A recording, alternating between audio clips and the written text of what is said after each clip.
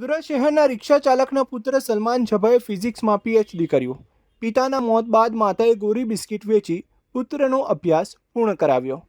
ગોધરામાં એક ગરીબ પરિવારના માતા પિતાના બલિદાનને કારણે પુત્ર સલમાન ઇલિયાસ ઝભાએ શ્રી ગોવિંદ ગુડ યુનિવર્સિટીમાં ફિઝિક્સ વિષયમાં પીએચડીની સિદ્ધિ હાંસિલ કરી હતી.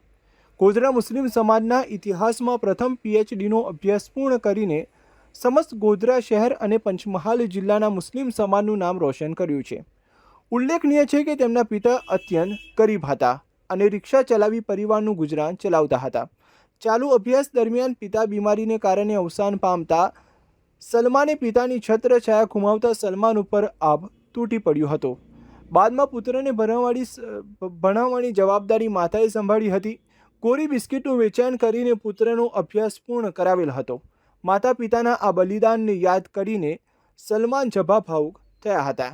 સલમાન ઇલિયાસ ઝભાએ પીએચડી કરવાનો શ્રેય માતા પિતાને આપ્યો હતો.